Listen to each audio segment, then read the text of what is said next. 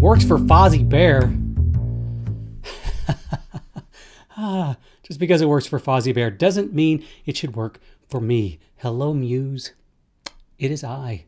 Once again, your favorite so-and-so, such and such, whatever. Look, I have a jumble of things in my head that I want to talk about, and I don't even know what's going to come out. Because everything's a jumble. Jumble, jumble, jumble, jumble. I think saying that word, I don't know why. I knew what I was going to talk about 15 minutes ago. And then I started thinking, yeah, but I have this and this and this to mention. And my muse wants to know. My muse wants to be up to date as possible. But then again, aren't you in my head, Muse? And if you are, why do we need to have these conversations? Oh, I know, because it's fun, right? Anyway, look. Fear. Yeah, that's coming up. But even before that, I have Hopetown, which actually goes on sale this Friday. Hopetown. I can't believe it's finally here.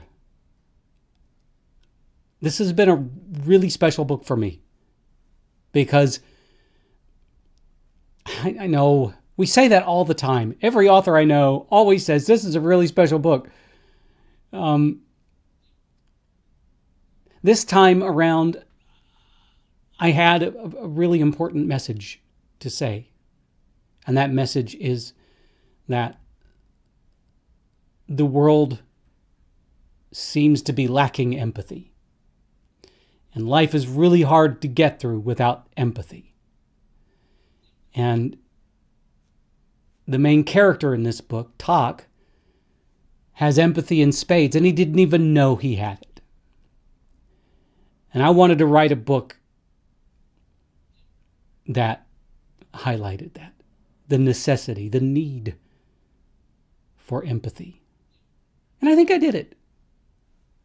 I think I've been pretty successful with this one. And yes, it has a romance built right into it.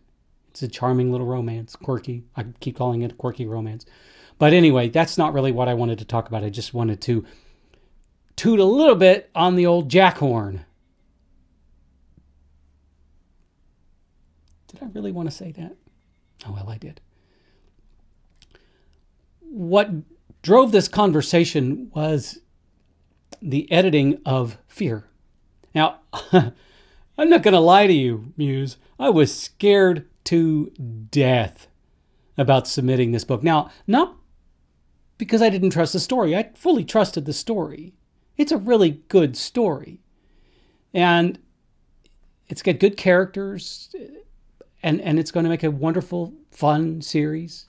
And it's a very different approach to the apocalypse genre. What I was afraid of was this editor.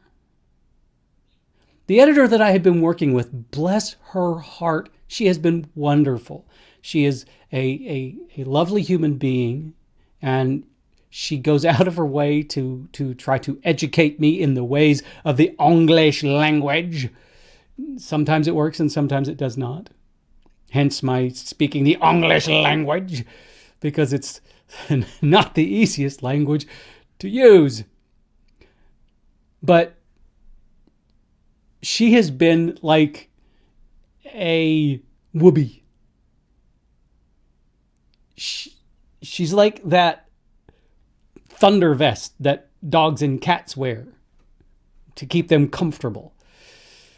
And, normally, under normal circumstances, I would say that too much comfort is a bad thing as an artist. But in this case, there's already enough doubt and hand-wringing and hair-pulling in the process of writing. So when you have an editor that serves as a whoopee or can serve as a whoopee, you use them, you lean on them, you depend upon them. And I did for many, many books. And then she retired.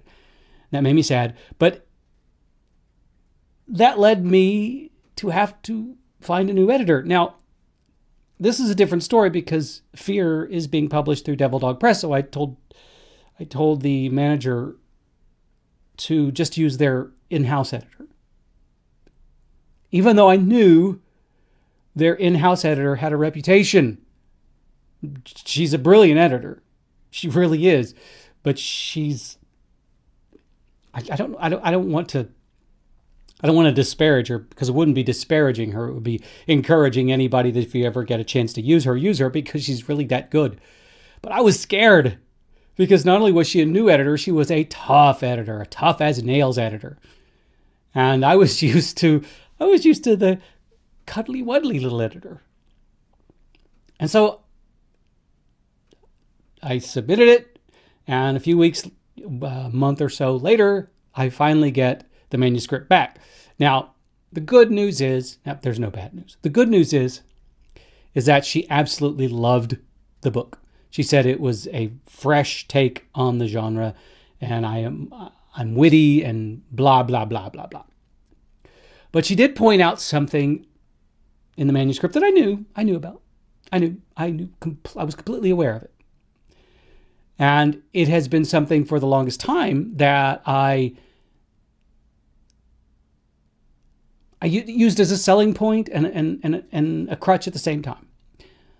And I'm going to depart upon you a little bit of wisdom, readers and writers out there, so you don't have to fall into the trap that I fell into.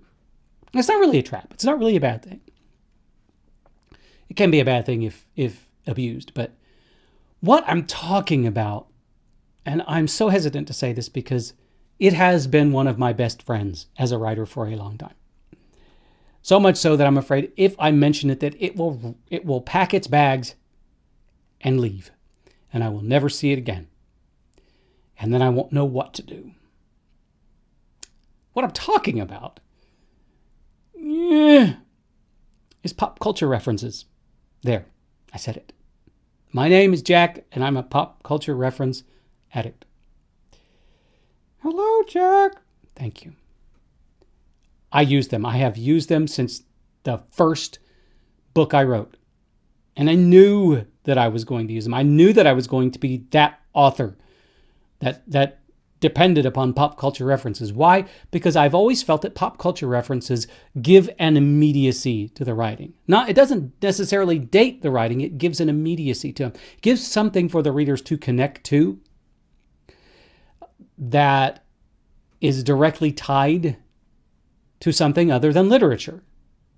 Pop culture references can refer to anything. It can refer to television. It can refer to music. And I use music a lot in my books. It can refer to passing themes in the zeitgeist of humanity. Did I just use zeitgeist? Anyway. And pop culture references are great. The problem is if you use them too much, what can happen is that you start turning the reader off. And why? Well, what happens when you use a pop culture reference that the reader doesn't get? And you don't explain it. Because most of us don't tend to explain pop culture references because they are in the gestalt of society. Whee! That can really turn a reader off. If you are using one after another pop culture references that they don't get. And the thing is that you get them. You understand their meaning and their depth, their application to society as a whole. You get it. And some of your readers will get them, and they'll love them. They'll laugh at them. They'll laugh. They'll cry. It's better than cats. But there's another one. See? I can't help it. So, as much as you desperately want to use pop culture references, and people and writers use them for different reasons. Some writers use them to seem cool.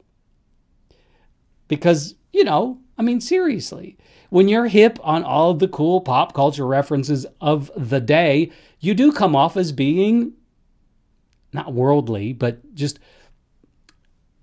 educated in society. But the thing is that you don't you simply do not want to turn your readers off. And there's always going to be a way to convey something other than by using pop culture references. You can use a universal.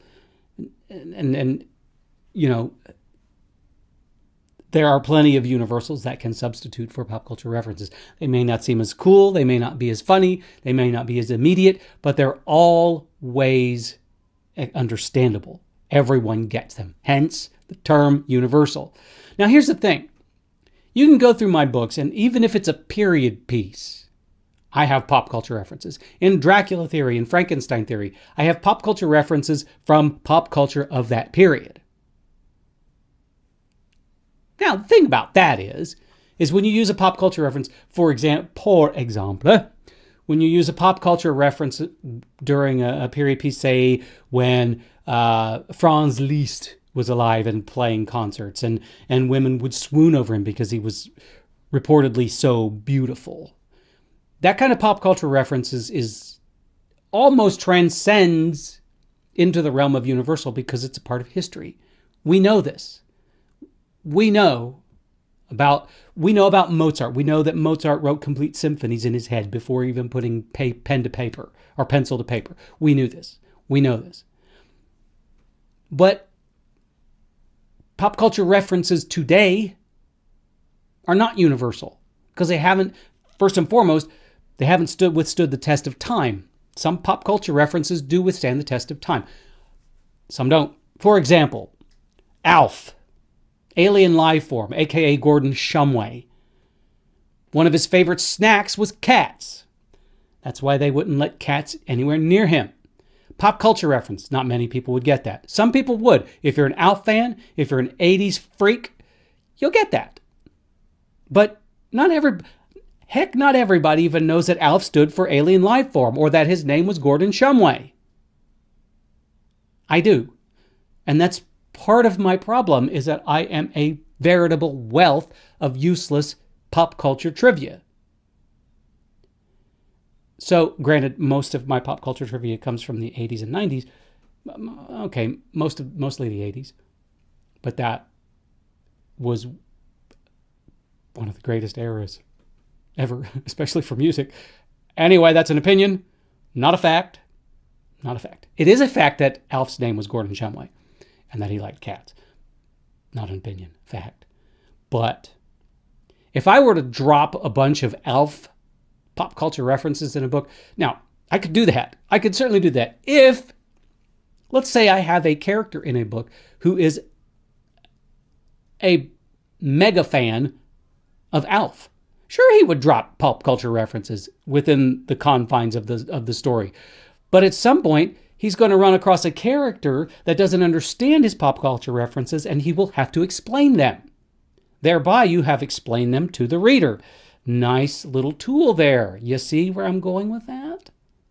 So it is possible to drop pop culture references in such a way where you can explain them to the reader without looking like you're beating them over the head. Yeah. With a Teletubby hammer?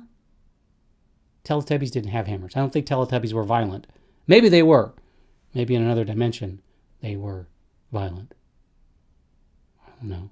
Yeah, I guess if He-Man ran into a Teletubby, Grayskull, what was his name? Skeletor. If Skeletor ran into a Teletubby would have to protect itself. Maybe then would bring out a hammer and beat the hell out of Skeletor. That is beside the point right now. We're not talking about Teletubbies and Skeletor. I guess indirectly we are. And My Little Pony. We could talk about My Little... Here's a good one. Bronies, right? So you could drop a brony reference. How many of you out there know what a brony is? Raise your hand. You with the My Little Pony t-shirt on with the full beard. I bet you know what a brony is because you are a brony. A brony is an adult male who happens to really like My Little Pony. If I dropped a brony reference in a book, chances are I would probably have to explain it. I could explain it by way of someone slapping someone in the face and saying, get over yourself. Or I'm not judging. If you're a brony, more freaking power to you. Love what you love, right?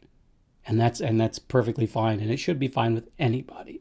For a long, long time, as an adult male, I was obsessed with Sailor Moon. I'm not anymore. That was in my 20s.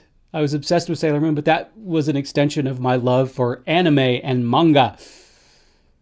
And then one day I had raced home from work to sit down in front of the television and watch Sailor Moon, and I thought to myself, what am I doing? Why do I like this? And I think that was the last time I ever watched a Sailor Moon anime. Anyway, I have rambled way beyond the scope of this topic, Muse. You should stop me when I do this. So anyway, use your pop culture references sparsely. Don't overdo them, or you'll tune your readers out. And in other news, Fear is in the second round of edits. That's right. Second round of edits. It's going to be out sooner than you think.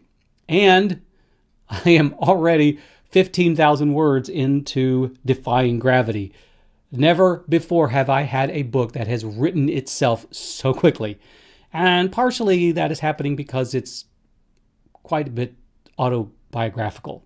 It's a fictionalized autobiographical account of my experience with the musical Cabaret with a bit of magic realism added into the mix. And it will be fantastic for anybody who happens to love the theater, either from the audience or on stage. You'll love it. Trust me. It warms the cockles of my heart to write it, so you're bound to enjoy it. Anyway, I got to go, Muse, because I got other things I have to do other than stand here and chat with you. But hey, it has been fabulous. I love our little conversations. I long for them. We should have them more than once a week. Okay, we should externalize them more than once a week because I have them in my head constantly. Sometimes I wish it would go quiet, but it won't. That, my friend, is wishful thinking. But hey, I don't mind. I don't mind you constantly jabbing in my head. Jabbering? Jib-jabbing? Constantly filling my head with a litany of ideas. Why? Because you, my friend, say it with me, are awesome.